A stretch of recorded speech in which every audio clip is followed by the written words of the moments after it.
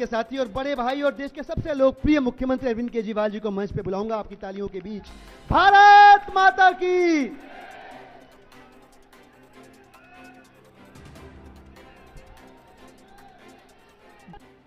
दिल्ली के कोने कोने से आए हुए मेरे प्यारे बहनों, भाइयों, माताओं, बुजुर्गों, बच्चों, आप सबको मेरा नमस्कार, सबको मेरा प्रणाम।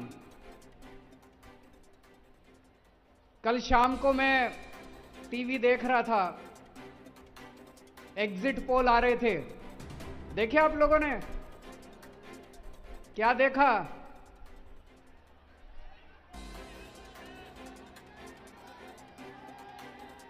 हरियाणा और जम्मू कश्मीर से भाजपा की डबल इंजन सरकारें जा रही हैं। दोनों राज्यों से भाजपा की डबल इंजन सरकार जा रही है। अब डबल इंजन फेल हो गया देश के अंदर। एक इंजन तो जून में ही खराब हो गया था जब इनके 240 सीट आई थी।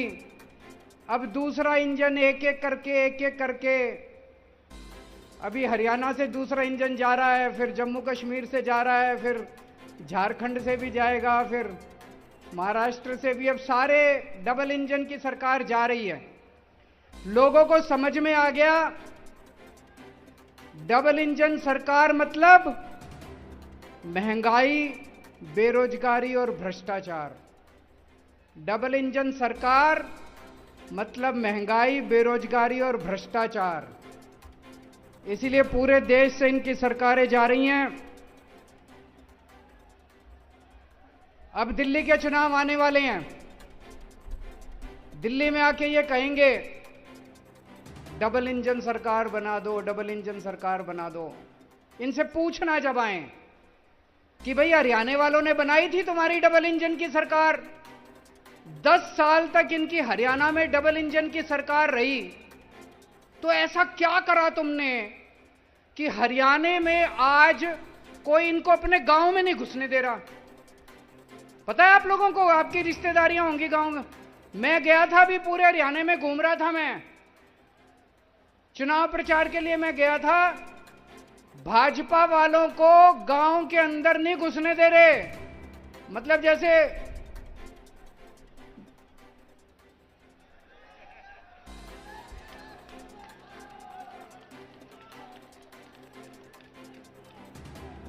धक्के मार मार के लोग मोहल्ले में नहीं घुसने दे रहे, गलियों में नहीं घुसने दे रहे, गांव में नहीं घुसने दे रहे। तो डबल इंजन की सरकार तुम्हारी हरियाणा में बनाई थी। ऐसा क्या कर दिया तुम लोगों ने कि हरियाणा वाले अब तुमको दुत्कार के भगा रहे हैं अपने अपने गांव से? उत्तर प्रदेश में 7 साल से डबल इंजन की सरकार है। कुछ तो गड़बड़ करी होगी तुमने कि आधी सीट रह गई तुम्हारी लोकसभा के अंदर उत्तर प्रदेश से। क्या गड़बड़ करी तुम्हारी डबल इंजन ने? मणिपुर में इनकी डबल इंजन की सरकार है। 7 साल से जल रहा है मणिपुर, पिछले 2 साल से जल रहा है। तो ऐसी डबल इंजन की सरकार चाहिए कि मणिपुर बना दें हर राज्य को? तो अगर ये आए आपके पास और कहें डबल इंजन की सरकार चाहिए, तो बोलना बिल्कुल नहीं बनानी डबल इंजन की सरकार। थक गया ये देश डबल इंजन की सरकार से। डबल इंजन का मतलब है डबल लूट, डबल भ्रष्टाचार। मोदी जी के एक दोस्त हैं, नाम पता है सब लोगों को? एक ही कहते हैं मोदी जी कहीं भी विदेश जाते हैं, उनके पीछे पीछे वो जाता है और उनके लिए ठेके इकट्ठे करके लाते हैं। देश में जितने काम है सारे उनको दे रहे हैं। केंद्र सरकार में जितने ठेके हैं सारे उसको मिलते हैं। कौन है? तो डबल इंजन की सरकार इसलिए चाहिए कि केंद्र के तो सारे ठेके दे दिए, अब राज्यों के ठेके भी देने हैं उनको, इसलिए इनको डबल इंजन की, डबल लूट की सरकार चाहिए इन लोगों को। अभी आएंगे, आपके घर में आएंगे चुनाव में और कहेंगे जो जो केजरीवाल ने किया वो सारा काम हम करेंगे। अभी कह रहे हैं, ये जा रहे हैं जगह जगह, जो जो केजरीवाल ने किया सारा काम हम करेंगे। तो उनको कहना फिर तुम्हारी क्या जरूरत है? केजरीवाल है ही हमारे सारे काम करने के लिए। फिर इनकी क्या जरूरत है? चलो इनको एक मौका देते हैं, इनसे ये पूछना, केजरीवाल ने बिजली फ्री कर दी, आज इनकी 22 राज्यों में सरकारें हैं, इनसे पूछना एक राज्य बता दो जहां तुमने बिजली फ्री करी हो, एक राज्य बता दो। गुजरात में, राजस्थान में, मध्य प्रदेश में, छत्तीसगढ़ में, उत्तर प्रदेश में, उत्तराखंड में कहीं इन्होंने बिजली फ्री करी हो? इनकी 22 राज्यों में सरकार है। हमने दिल्ली के अंदर गरीबों के लिए शिक्षा शानदार कर दी, सरकारी स्कूल अच्छे कर दिए। ये आए आपके पास और कहें हम केजरीवाल के सारे काम करेंगे, इनसे पूछना कौन से राज्य के अंदर तुमने स्कूल ठीक करे? गुजरात में 30 साल से इनकी सरकार है, एक स्कूल दिखा दो। मैं गुजरात गया था प्रचार करने के लिए पिछली बार 2 साल पहले, एक स्कूल नहीं मिला जो इन्होंने ठीक करा। गरीबों की शिक्षा का सत्यानाश कर दिया इन लोगों ने। 22 राज्यों में इनकी सरकार है, एक काम बता दें, ये एक काम जो इन्होंने अच्छा काम करा हो 22 राज्यों के अंदर। मैं आज मोदी जी को कहना चाहता हूं, प्रधानमंत्री जी, अगली साल 17 सितंबर को आप 75 साल के हो जाओगे, अगली साल 17 सितंबर को आप रिटायर हो जाओगे, 1 साल और बचा आपका प्रधानमंत्री का। मैं चैलेंज करता हूं प्रधानमंत्री जी, इस 1 साल के अंदर आप अपने इन 22 राज्यों के अंदर कोई काम करके दिखा दो जो दिल्ली के अंदर काम हुए। बिजली मुफ्त करके दिखा दो, स्कूल ठीक करके दिखा दो, अस्पताल ठीक करके दिखा दो।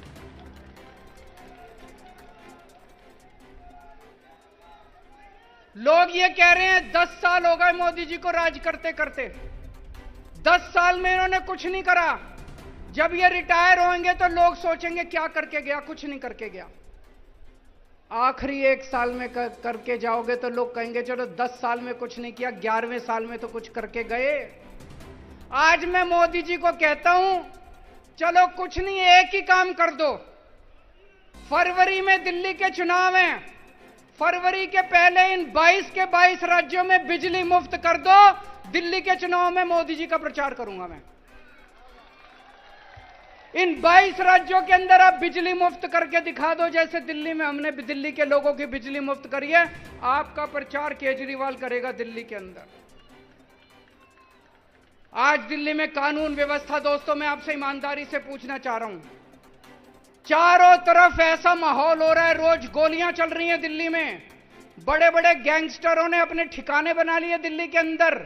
अखबारों में तो 2-4 खबरें ही छपती हैं, गांव देहात दिल्ली का है, जो उधर निकल जाओ इतना क्राइम हो गया, इतना अपराध हो गया। मैं लेके आया हूं आज खूब सारे। 4 अक्टूबर को खड्डा कॉलोनी, दक्षिण दिल्ली जैतपुर में नीमा हॉस्पिटल में एक 49 साल के डॉक्टर की हत्या कर दी गई गोली मार के। 30 सितंबर को उत्तम नगर में भारतीय जनता पार्टी के नेता रमनजीत सिंह की गाड़ी के ऊपर गोलियां चलाई गई। 29 सितंबर को नांगलोई में दिल्ली पुलिस के एक कांस्टेबल ने एक शराब माफिया की गाड़ी रोकने की कोशिश की और उस शराब माफिया के ऊपर गाड़ी चढ़ा के उसकी हत्या कर दी गई। 28 सितंबर को गुलाबी बाग में 4 किलो सोना 3.5 करोड़ का लूट के भाग गए। 28 सितंबर को नारायण विहार में 20 राउंड गोलियां चलाई, एक गाड़ी शोरूम था गाड़ियों का, उसके ऊपर 20 राउंड गोलियां चलाई। 28 सितंबर को ही महिपालपुर में एक होटल के अंदर फायरिंग हुई। 28 सितंबर को ही नांगलोई में 2 लोगों ने 3 या 4 राउंड एक दुकान के, ये कई सारे हैं, ये कोई अंत नहीं है। मैं खूब सारे लेके आया हूं। ये जो अपराध दिल्ली के अंदर हो रहा है, सारी सीमाएं तोड़ दी। जैसे 90 के दशक में हम सुना करते थे बंबई में अंडरवर्ल्ड का राज था, वही हाल आज दिल्ली का हो रहा है। लोगों का घर से निकलना मुश्किल हो गया है।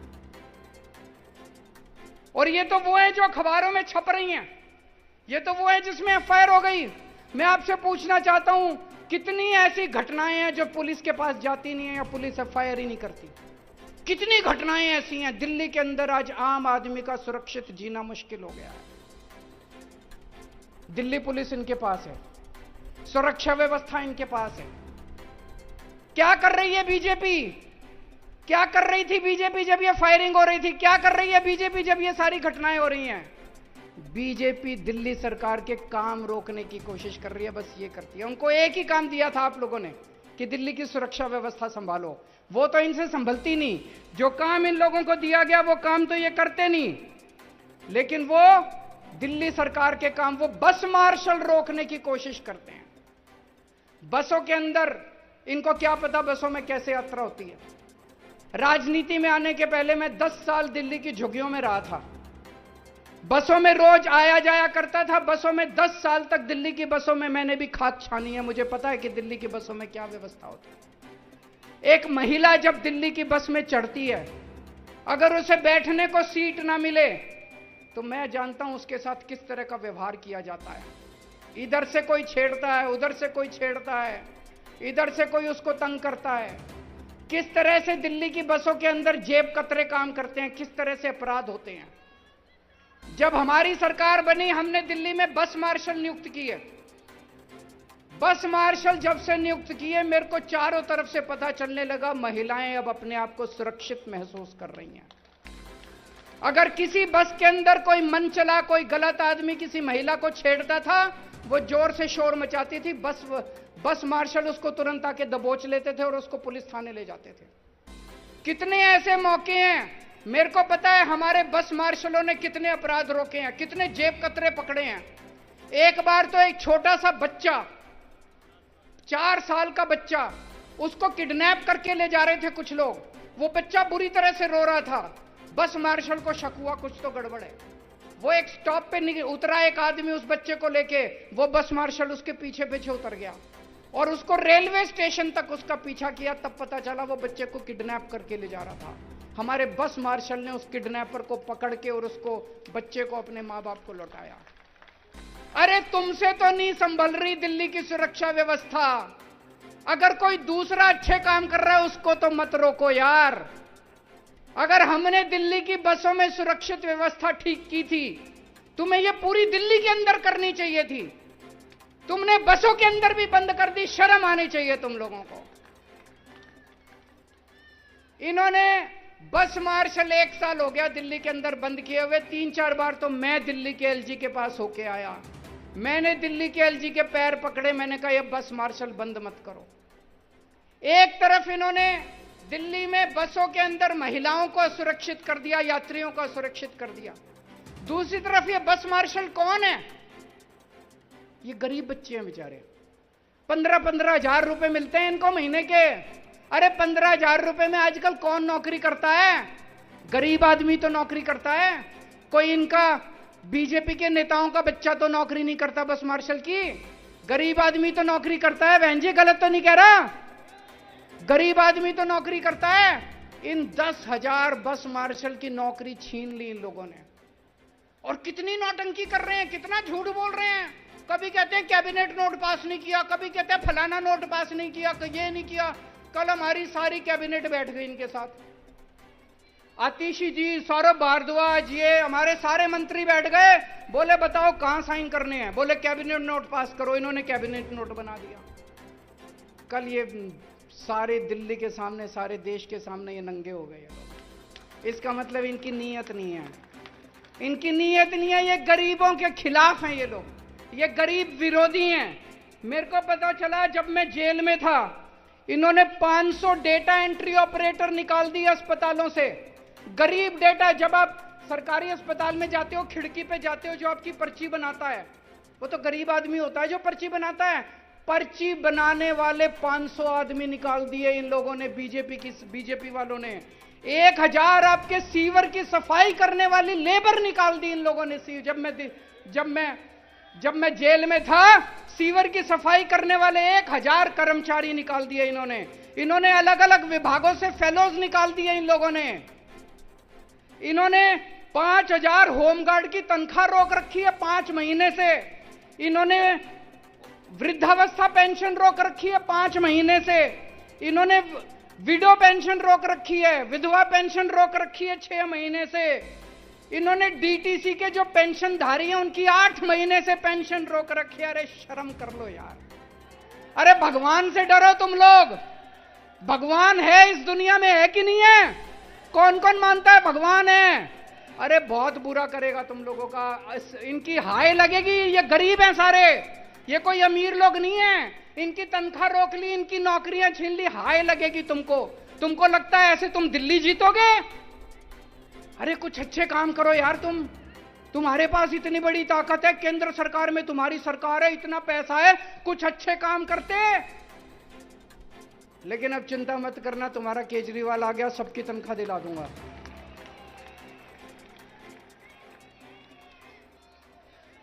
सारे काम करा दूंगा, सबकी तनख्वाह दिला दूंगा, सबकी नौकरी वापस करवाऊंगा।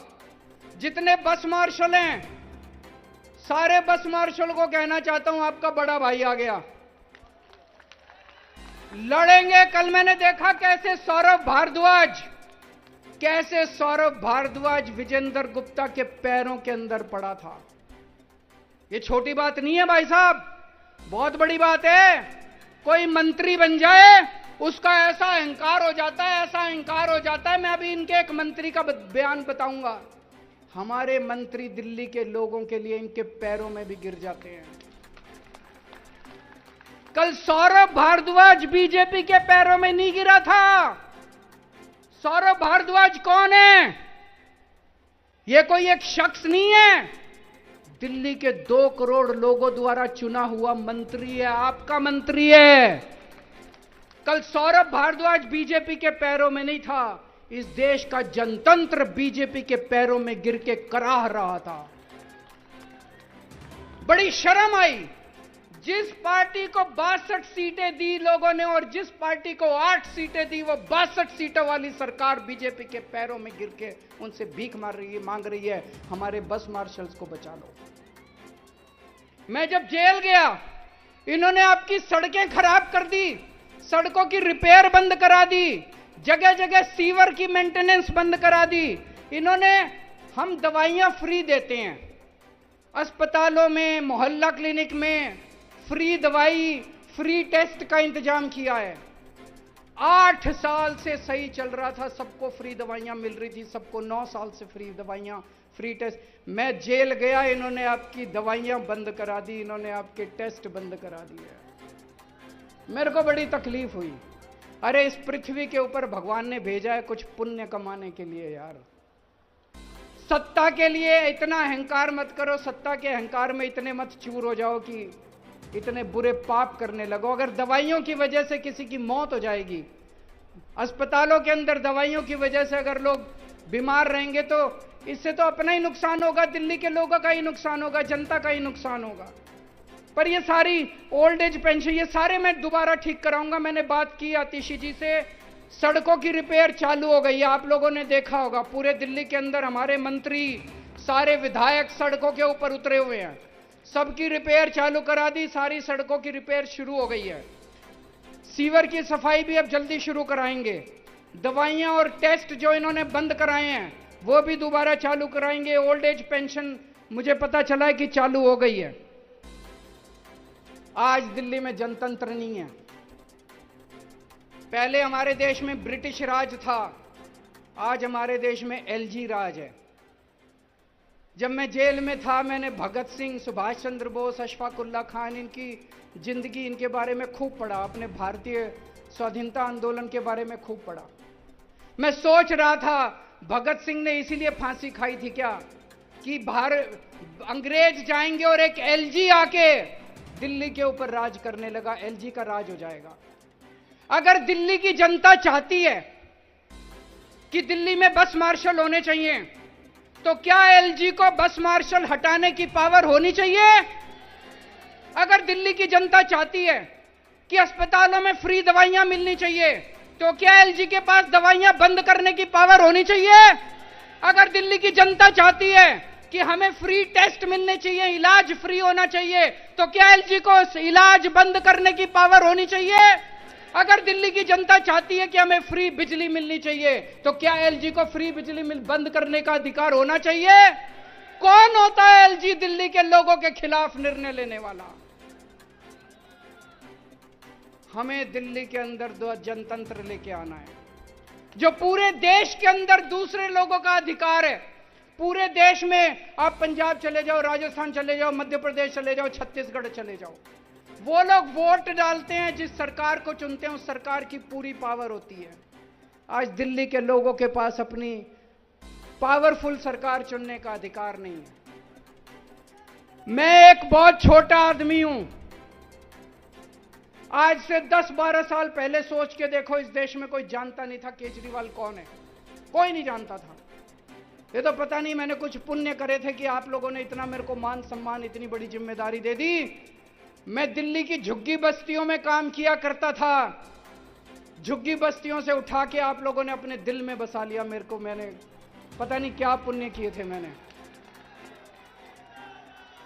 आज मैं आपके सामने कसम खा के जा रहा हूं, अपनी जिंदगी के अंदर आपको मैं पूरे आपके अधिकार दिला के रहूंगा। दिल्ली को पूर्ण राज्य बना के रहेंगे, दिल्ली को एलजी से मुक्ति दिला के रहेंगे। दिलानी है कि नहीं दिलानी? दिल्ली को एलजी के राज से मुक्ति दिला के रहेंगे, जनता का राज शासन करके रहेंगे, जनता का शासन कायम करके रहेंगे। दोस्तों,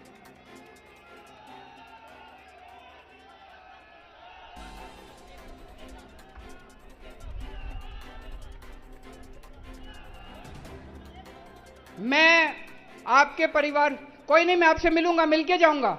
आप बैठ जाओ, सामने बैठ जाओ, आपसे मिलके जाऊंगा, चिंता ना करो।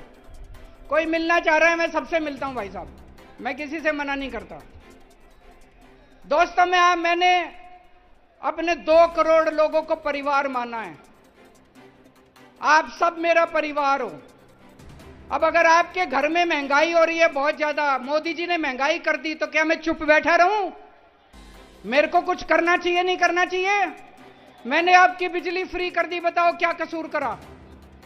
मैंने आपका पानी फ्री कर दिया, बताओ क्या कसूर करा? दिल्ली की सारी महिलाएं मेरे को अपना भाई मानती हैं। मैंने अपनी बहनों के लिए बस का किराया मुफ्त कर दिया, बताओ क्या गलत करा? दिल्ली के जितने बच्चे हैं उनको मैं अपना बच्चा मानता हूं, उनके लिए मैंने अच्छे स्कूलों का इंतजाम कर दिया, बताओ क्या गलत करा? मोदी जी कह रहे हैं फ्री की रेवड़ी दे रहा है, फ्री की रेवड़ी दे रहा है, फ्री की रेवड़ी दे रहा है, मुफ्त की रेवड़ी दे रहा है केजरीवाल, मुफ्त की रेवड़ी दे रहा है। मैं मोदी जी को कहना चाहता हूं, अगर गरीबों के बच्चों को अच्छी शिक्षा देना मुफ्त की रेवड़ी है, तो हां, केजरीवाल मुफ्त की रेवड़ी दे रहा है। अगर दिल्ली के लोगों को अच्छा इलाज देना मुफ्त की रेवड़ी है, हां, केजरीवाल मुफ्त की रेवड़ी दे रहा है। अगर दिल्ली के लोगों को महंगाई से छुटकारा दिलाना, बिजली की फ्री करना मुफ्त की रेवड़ी है, हां, केजरीवाल मुफ्त की रेवड़ी दे रहा है। आज मैं मुफ्त की रेवड़ियां लेके आया हूं। ये एक पैकेट है, इसमें 6 रेवड़ी हैं। आप जब यहां से जाओगे तो बाहर गेट पे आपको एक एक पैकेट मिलेगा, 6 रेवड़ी का। केजरीवाल ने 6 मुफ्त की रेवड़ी दी है दिल्ली के हर नागरिक को। ये 6, इसमें 6 मुफ्त की रेवड़ी है। कौन कौन सी है? पहली रेवड़ी मुफ्त बिजली, दूसरी रेवड़ी मुफ्त पानी, तीसरी रेवड़ी बुजुर्गों के लिए मुफ्त तीर्थ यात्रा, चौथी रेवड़ी महिलाओं के लिए मुफ्त बस यात्रा, 5वीं रेवड़ी सबके लिए फ्री और शानदार शिक्षा, छठी रेवड़ी सबके लिए मुफ्त और अच्छा इलाज। ये 6 रेवड़ी दे रहा हूं, 7वीं रेवड़ी आने वाली है, हर महिला को 1000-1000 रुपए उनके बैंक अकाउंट में।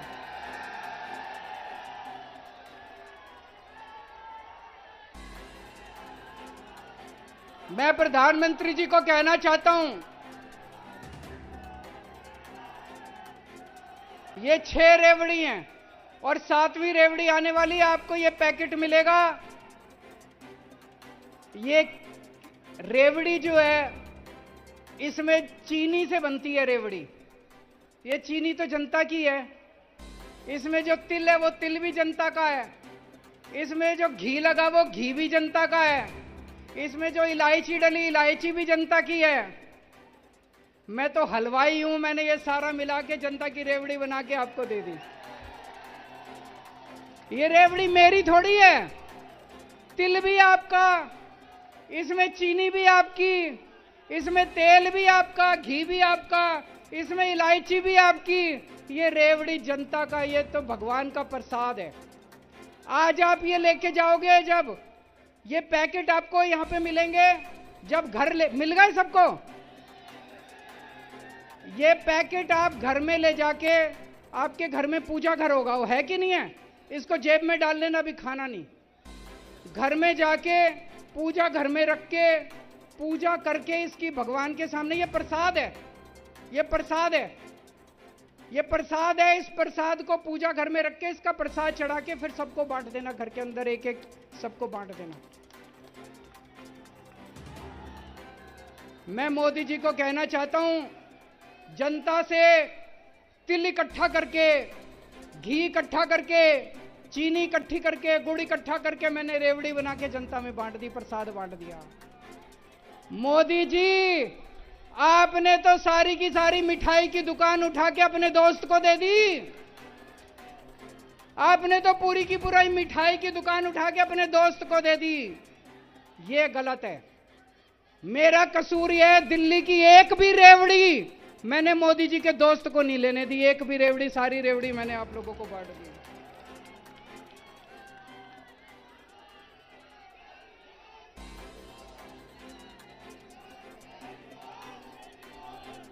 इन्होंने दोस्तों पूरी प्लानिंग कर रखी है। ये बात जाके सबको बताना, इन्होंने पूरी प्लानिंग कर रखी है। अगर गलती से आपने दिल्ली में बीजेपी को वोट दे दिया तो ये डीटीसी अपने दोस्त को दे देंगे, बिजली कंपनियां अपने दोस्त को दे देंगे, दिल्ली जल बोर्ड अपने दोस्त को दे देंगे, दिल्ली के जितने सरकारी स्कूल हैं ये अपने दोस्त को दे देंगे, और दिल्ली के जितने सरकारी अस्पताल हैं ये अपने दोस्त को दे देंगे। फिर आप देख लेना आपका बसों का किराया कितना होगा, फिर आप देख लेना आपकी बिजली कितनी में। सबसे पहले ये फ्री बिजली बंद करेंगे। आज मैं जब गुजरात में जाता हूं, गुजरात के लोग पूछते हैं बीजेपी वालों से, जब केजरीवाल ने पंजाब में और दिल्ली में बिजली फ्री कर दी, तुमने क्यों नहीं करी? तो ये गुजरात में बिजली फ्री नहीं करते, अब ये दिल्ली और पंजाब में बिजली फ्री बंद करना चाहते हैं, ताकि गुजरात के लोग आवाज ना उठाएं, ताकि यूपी के लोग आवाज ना उठाएं। तो अगर आपने गलती से इनको वोट दे दिया, आपकी फ्री बिजली है, 6 की 6 रेवड़ी आपकी खत्म हो जाएंगी, आपका सब खत्म हो जाएगा। आप लोग कहते हैं केजरीवाल चोर है, मोदी जी कहते हैं केजरीवाल चोर है। मैं आपसे पूछना चाहता हूं, फ्री बिजली देने वाला चोर है कि बिजली महंगी करने वाला चोर है? बच्चों के लिए अच्छी शिक्षा देने वाला चोर है कि बच्चों की शिक्षा महंगी करने वाला चोर है? फ्री इलाज देने वाला चोर है कि सरकारी अस्पताल बंद करने वाला चोर है? मैं आपसे पूछना चाहता हूं, पानी फ्री देने वाला चोर है कि पानी महंगा करने वाला चोर है? मैं आपसे पूछना चाहता हूं, जनता में रेवड़ी बांटने वाला चोर है कि सारे देश को उठा के अपने दोस्त को बेचने वाला चोर है?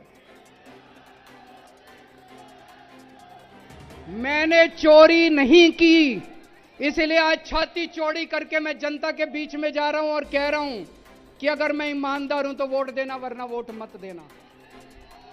इसलिए मेरे अंदर हिम्मत है ये कहने की, क्योंकि मैंने चोरी नहीं की। आज इतनी यहां पे, आज मैं जनता की अदालत में आया हूं। मैं आपसे पूछना चाहता हूं, जिन जिन लोगों को लगता है केजरीवाल ईमानदार है, हाथ खड़े कर दो।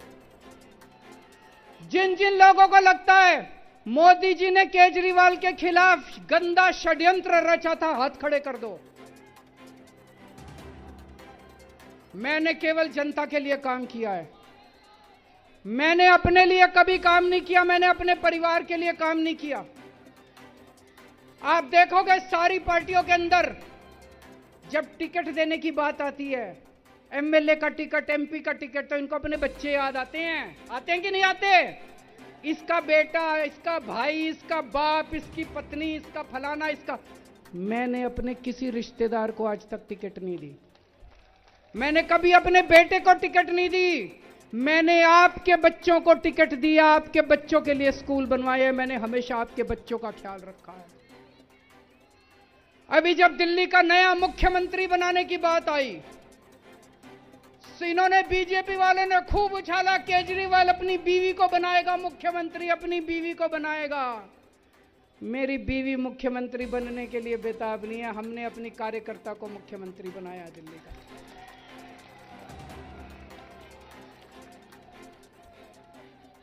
जब मैं जेल के अंदर था दोस्तों, इन्होंने तरह तरह से मुझे यातनाएं देने की कोशिश की। इन्होंने मेरा इंसुलिन रोक दिया, मेरी दवाइयां रोक दी। पिछले 10 साल से मेरे को रोज 4 बार इंसुलिन के इंजेक्शन लगते हैं पेट में। 4 बार रोज, सुबह 3 बार खाने के पहले और 1 बार सोते टाइम, 4 बार इंजेक्शन रोज लगते हैं इंसुलिन के। इन्होंने 15 दिन तक मेरा इंसुलिन बंद कर दिया। मैं अमित शाह जी से पूछना चाहता हूं, अमित शाह जी को भी शुगर की बीमारी है, अमित शाह जी को भी इंसुलिन के इंजेक्शन लगते हैं। मैं उनसे पूछना चाहता हूं, अमित शाह जी मेरे को यह बता दो, अगर 15 दिन आपके इंसुलिन के इंजेक्शन बंद कर दे तो आपका क्या हाल होगा? अमित शाह जी मेरे को बता दें, उनको भी डायबिटीज है, उनको भी इंसुलिन के इंजेक्शन लगते हैं। अमित शाह जी आपने मेरे इंसुलिन के इंजेक्शन बंद कर दिए तिहाड़ जेल के अंदर 15 दिन। आपके अगर 15 दिन इंजेक्शन बंद कर दिए जाएं, आपका क्या हाल होगा? मेरी किडनी खराब हो सकती थी, किडनी खराब होकर मेरी मौत हो सकती थी। अमित शाह जी क्या यही आपका मकसद था? क्या आप यही चाहते थे? अमित शाह जी 2010 में 4 महीने के लिए अमित शाह जी को जेल हुई थी। गुजरात की जेल में रहे थे वो 4 महीने के अंदर, 4 महीने के लिए। मैं उनसे पूछना चाहता हूं, क्या आपके भी इंसुलिन के इंजेक्शन बंद कर दिए गए थे जब आप जेल में थे? तो आपने मेरे साथ ऐसा क्यों किया? आपकी क्या मंशा थी? यह देश जानना चाहता है। जानना चाहते हो कि नहीं जानना चाहते? यह देश जानना चाहता है आपने केजरीवाल का इंसुलिन बंद क्यों किया जेल के अंदर। मैं आज अपने पार्टी के कार्यकर्ताओं से एक ही चीज कहना चाहता हूं। मैंने कई बार बोला है, हम राजनीति में आए हैं।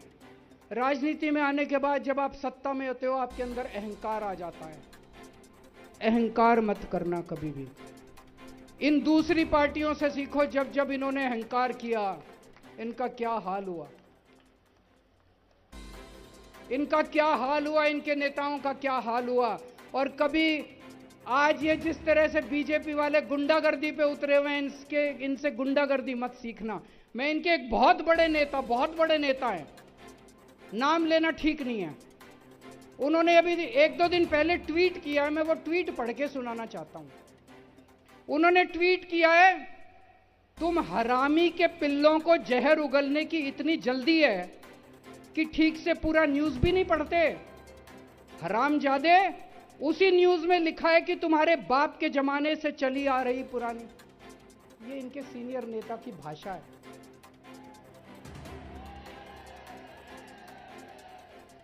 ये इनके सीनियर नेता ने ट्वीट किया है, तुम हरामी के पिल्लों को जहर उगलने की इतनी जल्दी है। हरामजादे, क्या हम ऐसा भारतवर्ष चाहते हैं? मैं आम आदमी पार्टी से हूं, कोई बीजेपी से है, कोई कांग्रेस से है, कोई समाजवादी पार्टी से है, कोई इस पार्टी से, कोई हैं तो इसी देश के। यार ये गाली गलौज क्यों कर रहे हो? ये हमारी सभ्यता नहीं है, ये भारत की सभ्यता नहीं है।